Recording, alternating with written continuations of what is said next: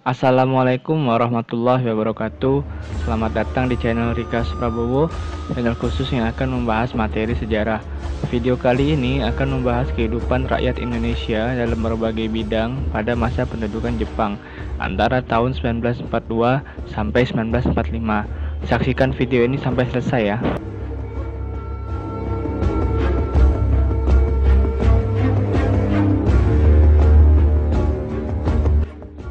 Berkuasanya bala tentara Dai Nippon di Indonesia sejak 8 Maret 1942 awalnya begitu disambut hangat oleh rakyat Indonesia.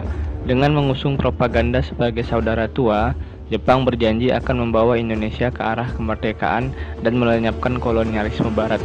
Jepang juga menggaungkan pembentukan suatu wilayah kemakmuran di bawah kekaisaran Jepang. Akan tetapi, apa yang dijanjikan oleh Jepang ternyata hanya suatu kebohongan.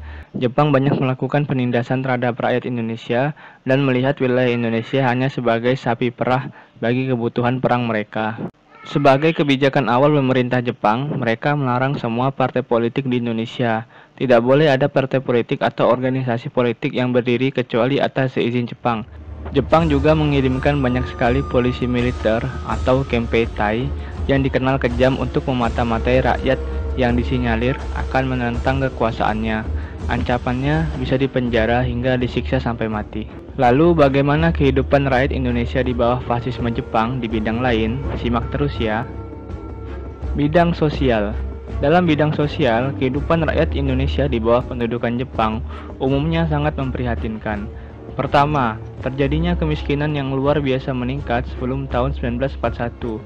Hal ini dikarenakan banyaknya pabrik-pabrik dan perkebunan yang hancur sehingga menimbulkan pengangguran. Namun setelah pabrik dan perkebunan itu dapat beroperasi kembali, hasil produksinya diutamakan dan ditujukan untuk kepentingan perang Jepang. Kedua, Jepang juga melakukan beberapa blokade komoditas. Karena pelayaran antar pulau-pulau di Indonesia untuk mengirim logistik dihentikan. Hal ini semakin menambah kesengsaraan rakyat. Rakyat kesulitan mendapatkan bahan pokok yang terbiasa dikonsumsi, utamanya beras, sehingga harus menggantinya dengan singkong atau umbi-umbian yang lain. Nggak sanggup saya, nggak bisa nerusin lah. Ingat kesusahan kita zaman Jepang. Zaman Jepang memang betul-betul kita sengsara. Mau nasi ketemu nasi nggak bisa, cuma bisa ketemu singkong. Ketiga, selain Jepang juga mewajibkan petani untuk menyerahkan sebagian padi kepada tentara Jepang. Tidak jarang pula Jepang mengambilnya dengan paksa tanpa disisakan pada penduduk. Selain padi, Jepang banyak menyita hasil ternak milik rakyat untuk keperluan tentara mereka. Keempat, Jepang melakukan praktik kerja paksa melalui program Romusa. Romusa atau barisan kerja adalah salah satu tragedi kelam dalam sejarah Indonesia.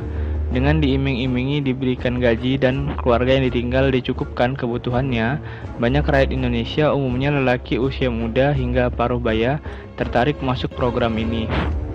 Propaganda Jepang menyatakan para Romusa sebagai prajurit pekerja yang menjalankan tugas mulia demi Dai Nippon dan kemerdekaan Indonesia.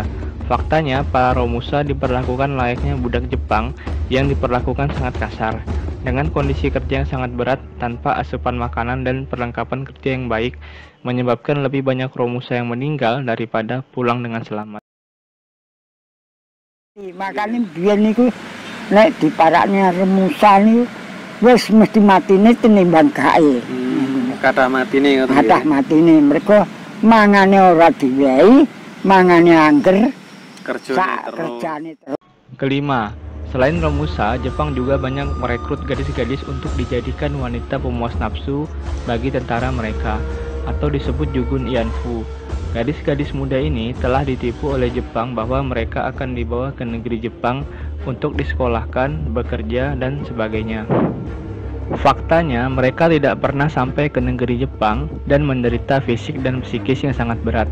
Tidak sedikit pula banyak dari para Jugun Ianfu yang bunuh diri karena merasa malu kembali ke keluarga atau mengalami trauma berat.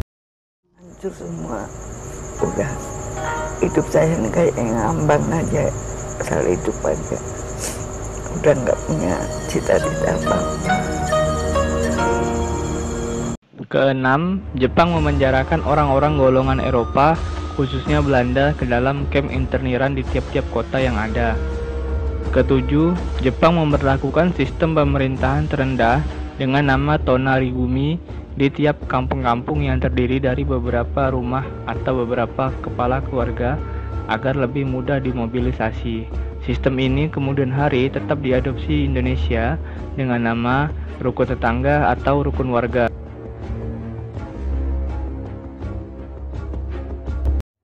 Bidang ekonomi. Kehidupan ekonomi di masa pendudukan Jepang tidak berjalan dengan baik. Perlu digarisbawahi bahwa pada masa pendudukan itu, Jepang menerapkan ekonomi perang. Dalam artian, semua potensi ekonomi yang ada dipergunakan untuk kepentingan perang Jepang. Sumber daya alam Indonesia yang melimpah seperti minyak bumi, batu bara, dan bahan tambang lainnya dibawa ke negeri Jepang untuk keberlangsungan perang. Segala aktivitas perekonomian yang sebelumnya dikuasai oleh perusahaan Belanda diambil alih oleh perusahaan Jepang. Perdagangan antar pulau selama pendudukan Jepang juga bisa dibilang tidak berjalan, sehingga menimbulkan kelangkaan bahan makanan pokok. Di akhir perang, hal ini terbukti dengan terjadinya inflasi yang sangat tinggi, di mana mata uang Jepang yang digunakan saat itu nilainya sangat rendah. Dengan demikian, pada intinya kehadiran Jepang tidak jauh berbeda dengan penjajah Belanda yang sangat imperialistik dan eksploitatif.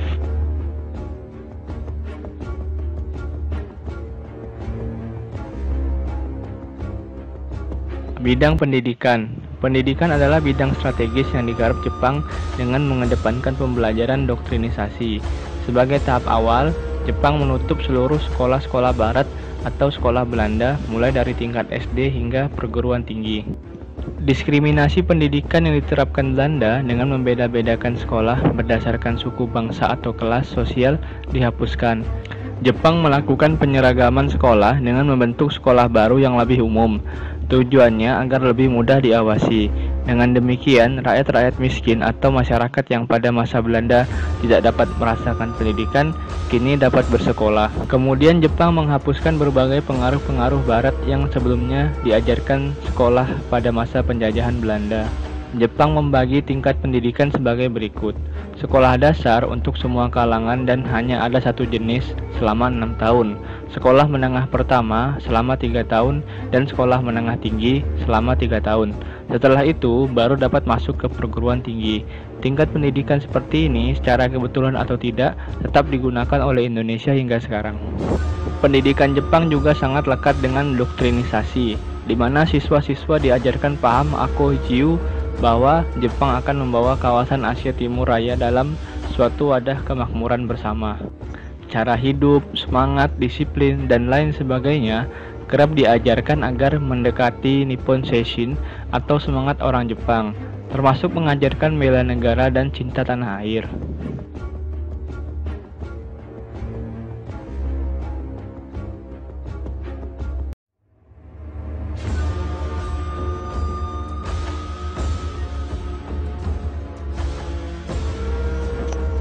Bidang budaya. Dalam bidang budaya, sedari Jepang awal masuk ke Indonesia, sudah berupaya untuk menyingkirkan budaya-budaya barat yang selama ini diperkenalkan oleh Belanda. Nama-nama jalan, nama-nama kota, dan lainnya diganti dengan nama Indonesia. Sejak Jepang berkuasa, tidak boleh lagi menggunakan bahasa Belanda, bahasa Inggris. Yang boleh hanya bahasa Jepang dan bahasa Indonesia. Nah, itu mulai berkembangnya bahasa Indonesia di situ. Sehingga semua orang kemudian bisa berbahasa Indonesia. Tadinya enggak, zaman Belanda belum. Zaman Belanda disebutnya cuma bahasa Melayu. Sebaliknya, Jepang memperkenalkan berbagai budayanya yang dianggap sebagai budaya orang-orang Asia Timur Raya.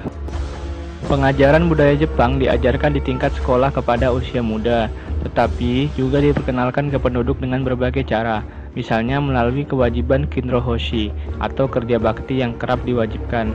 Kinrohoshi tidak hanya kerja bakti berupa membersihkan lingkungan, tapi juga membangun jalan, menggali lubang perlindungan, perbaikan bangunan, dan sebagainya. Jepang juga mewajibkan budaya penghormatan kepada Kaisar Jepang atau Seikirei. Hal ini menjadi masalah karena tidak semua rakyat patuh, terutama yang beragama Islam, karena dianggap bertentangan dengan akidah. Itu semua apabila tidak dijalankan dengan benar, tidak jarang berakhir dengan pemukulan dan siksaan. Banyak pula kursus-kursus bahasa Jepang dibuka secara gratis di kota-kota besar agar rakyat dapat berbahasa Jepang. Masih banyak juga lainnya seperti mengenalkan lagu-lagu Jepang, busana Jepang, hingga olahraga ala Jepang yang hingga sekarang masih populer. Jepang juga membentuk pusat kebudayaan atau Keimin Bunkashi Dosho sebagai wadah seniman dalam berkarya agar lebih mudah diawasi dan sesuai dengan kepentingan propaganda Jepang.